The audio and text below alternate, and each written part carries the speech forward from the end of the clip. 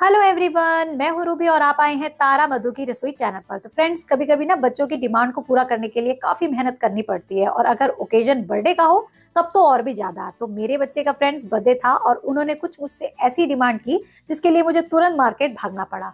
But market जब गई तो सब कुछ अवेलेबल था, लेकिन जो चाहिए था वो नहीं मिला। मुझे एक्चुअली फ्रेंड्स आज की रेसिपी के लिए ना छोटे साइज का केक मोल्ड चाहिए था, जिसका बेस जो है वो नीचे से निकल जाए। बट ये जो था वो काफी बड़े साइज का था। तो फाइनली फ्रेंड्स मैं घर आ गई और सोच लिया कि कुछ देसी जुगाड़ तो लगाना पड़ेगा। तो आज के केक की रेसिपी के लिए ना फ्रेंड्स मुझे चाहिए कुछ बिस्किट्स। तो मेरे पास पार्ले जी का पैकेट अवेलेबल था, तो मैं ये 2 पैकेट ले रही हूँ और एक में लगभग 12-13 बिस्किट हैं। तो 26 से 30 बिस्किट लेकर के मैं इस रेसिपी को आज बनाऊंगी। जो मेरा आज साइज बनेगा, अगर आपको उससे ज्यादा चाहिए हो तो बिस्किट की क्वांटिटी को बढ़ा लीजिएगा। तो ये सारे बिस्किट्स को ना मैं अपने मिक्सर जार में डाल करके इनका पाउडर बनाऊंगी।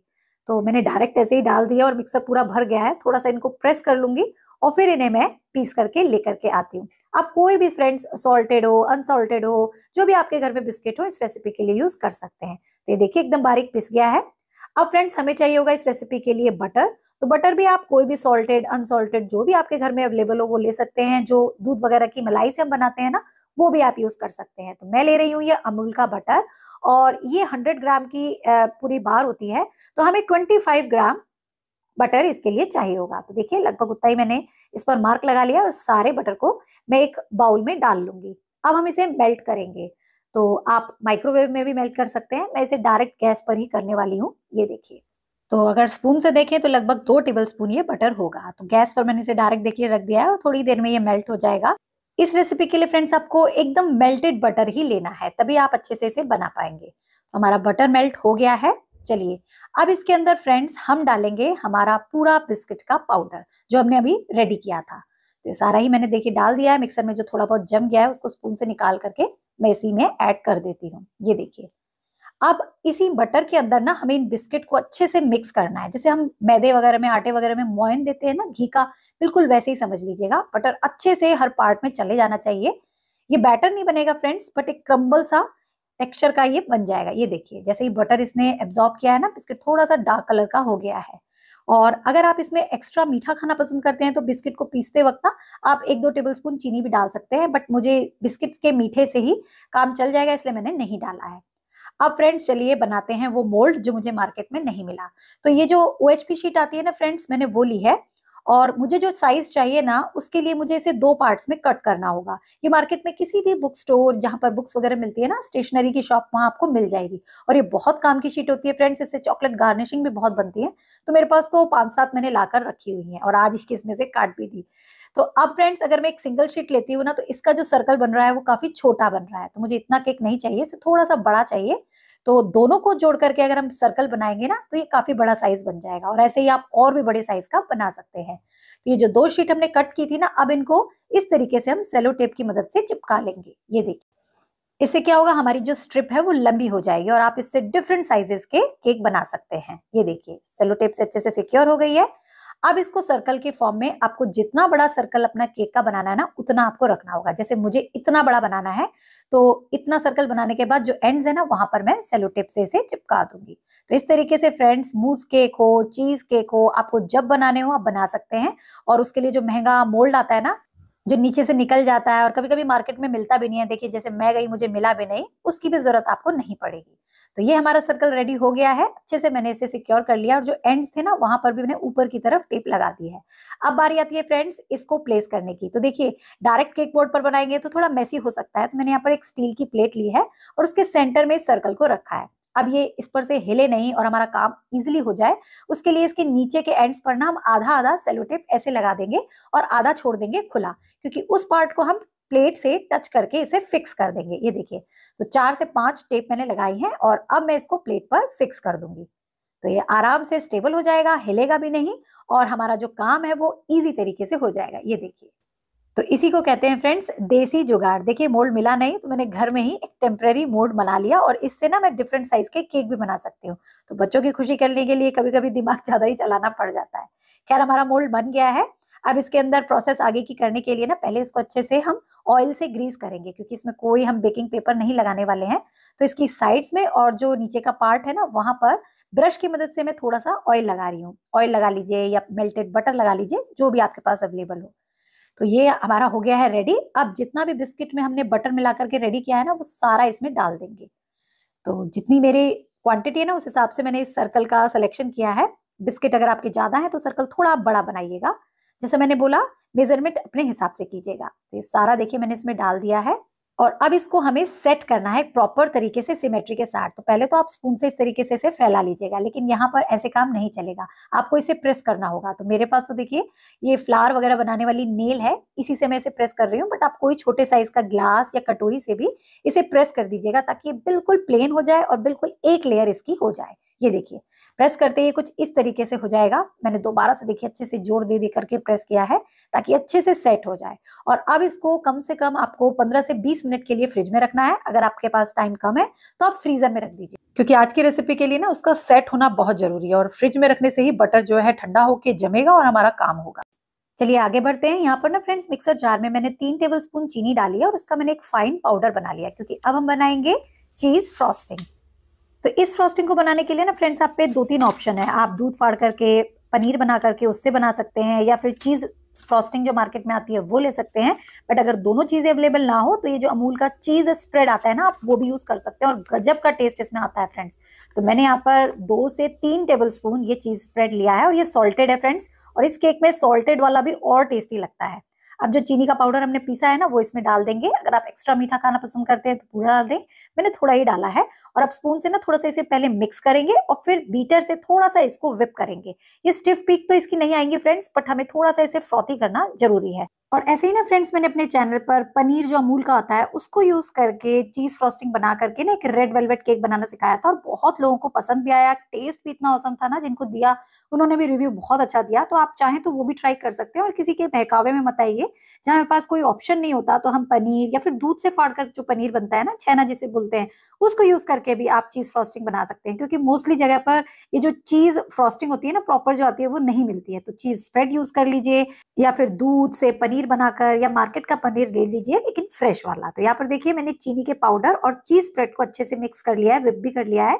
और अब ना यहाँ पर मैंने आधा कप ली है चिल्ड विपिंग क्रीम, और इसको मैं अपने इलेक्ट्रिक बीटर से ना विप करूंगी। और फिर बाद में हमने जो चीज स्प्रेड और चीनी का मिक्सचर बनाकर विप किया है ना, उसको इसमें ऐड करेंगे। तो उसको डालने से देखिएगा कलर भी थोड़ा सा चेंज होगा, और टेस्ट तो इतना गजब का आ जाएगा ना फ्रेंड्स। हल्का सा जो चीज में स्प्रेड में नमक होता है ना, उससे भी बहुत ही गजब का लगेगा। तो यहाँ देखिए क्रीम हमारी रेडी हो गई है।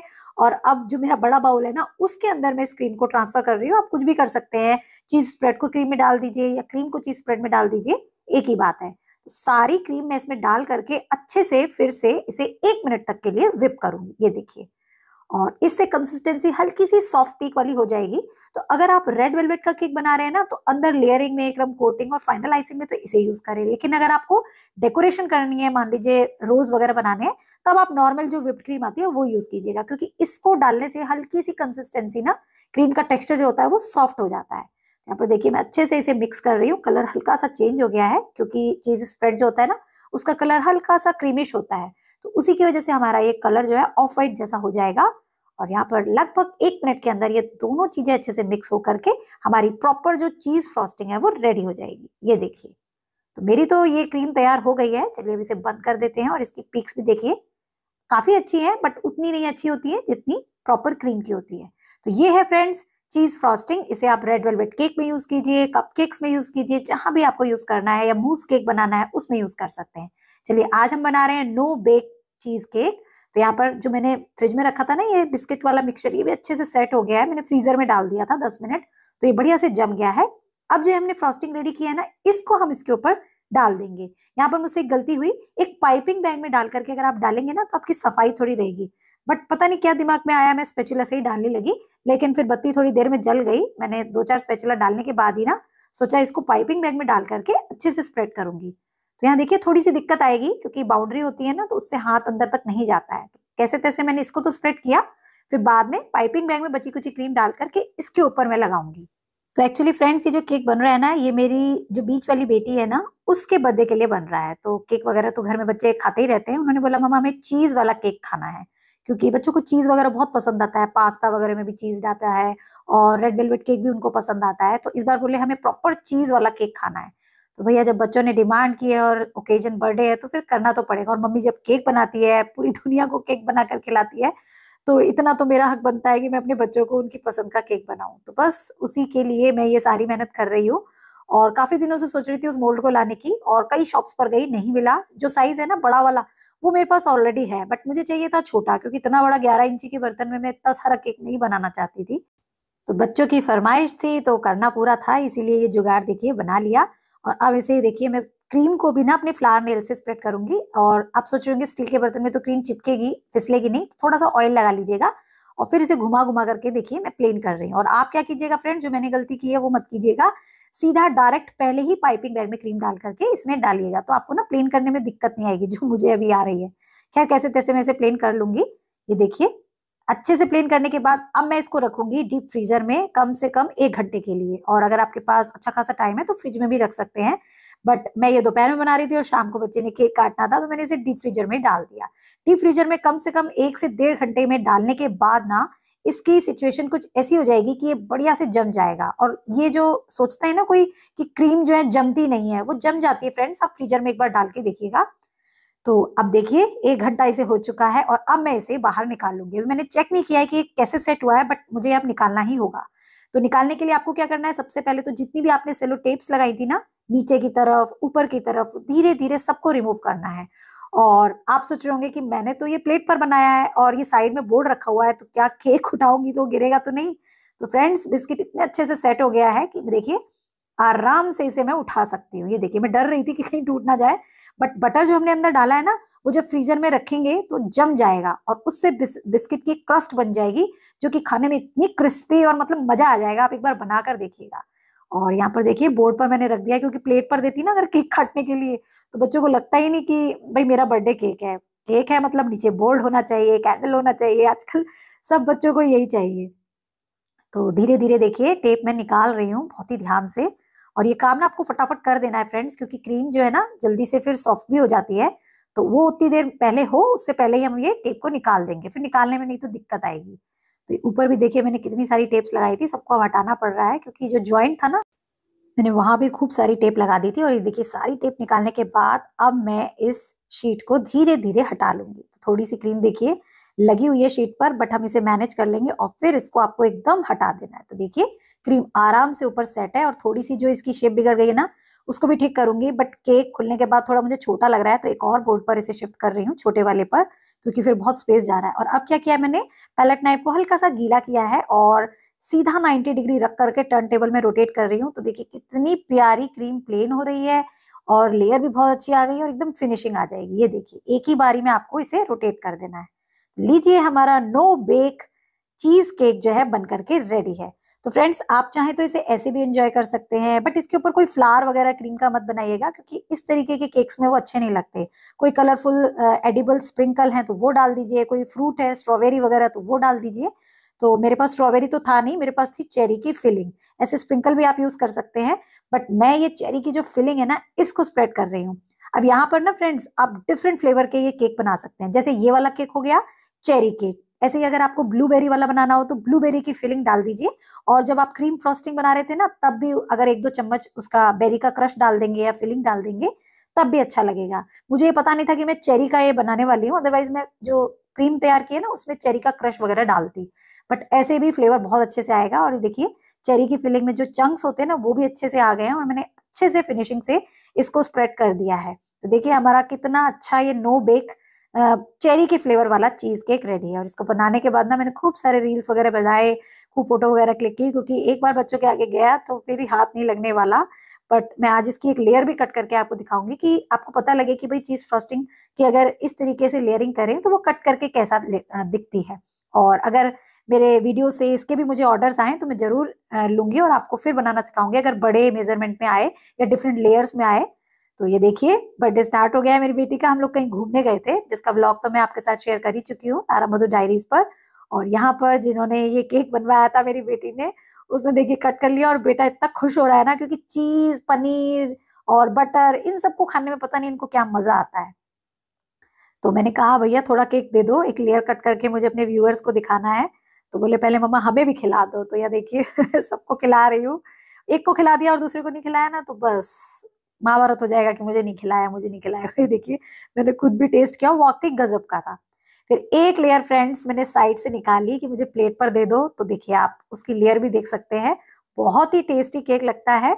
आप अगर इससे बड़ा बनाना चाहते हैं तो मेजरमेंट डबल कर लीजिएगा, इतना भी बनाना चाहते हैं तो जरूर एक बार ट्राई कीजिएगा। बहुत ही गजब का टेस्ट था फ्रेंड्स, मतलब मेरे घर में रात में ये पूरा खत्म हो गया था ही छोटा, तो सुबह तक का तो कोई चांस ही नहीं था।